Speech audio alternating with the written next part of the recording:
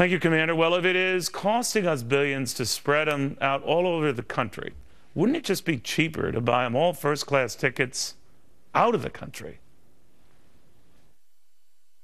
Meanwhile, they are flooding in, right? And the costs are just adding up.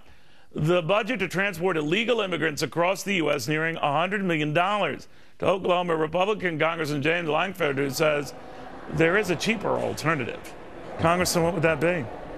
Well, we could actually fly folks home even first class, and it would be cheaper. Even with an escort, it would be cheaper to be able to do that. So we process people that are from Mexico or from Canada quickly and to be able to help turn them around. We're not doing that from other countries, and the president's hiding behind a 2008 law and saying this 2008 law requires that, when the 2008 law is very clear. If they have a parent in the United States, that law does not connect. If they're an unaccompanied alien child, only if they don't have a parent with them or a parent in the United States. We now learn that the majority of the children coming across this border already have one or both parents in the United States that have contacted family in Central America and said, send my child this direction, and we're reconnecting them here. We're not actually doing it the same way we do in Mexico or Canada.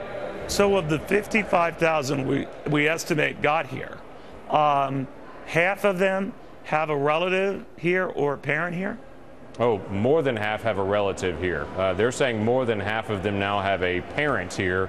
We're upwards 90% have a close relative here, whether that be a brother or sister or an aunt or uncle, grandparents. But the vast majority of them, they have one or both parents already in the United States, and they're reconnecting with family. That part of their family is living illegally in the United States. Part of them are still in Central America. The folks that are here in the United States are calling for them to go ahead and come join them here in the United States. And so we have an illegal that's already here, and then we have someone that's caught crossing the border. We are processing them over a 3 weeks time period and connecting them with the illegal family members here and telling only the child to then report to a hearing about 2 years from now. Nothing is happening for the illegal parent they're being connected with here. Now, in the meantime, Congressman, we have to educate the kids. They have to start school in the fall here. Who pays for that? That would be the local communities in the states. That's correct.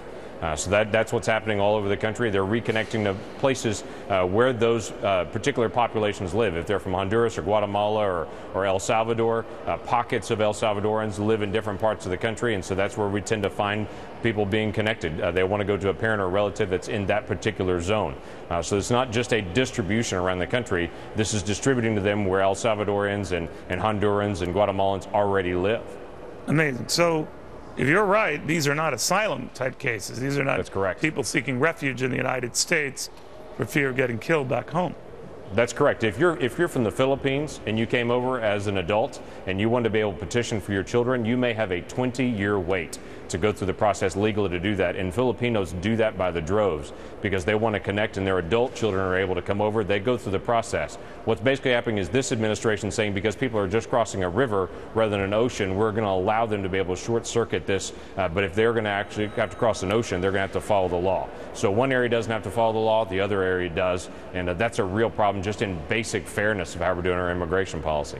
It's also an expensive problem. Congressman, thank you so much. It is. Thank you, Neil. On this very subject on Fox Business Network, the Texas governor is trying to put the guard on the border, but the White House is saying it's all for show. And then the Texas congressman ready to rip right back at 8 p.m.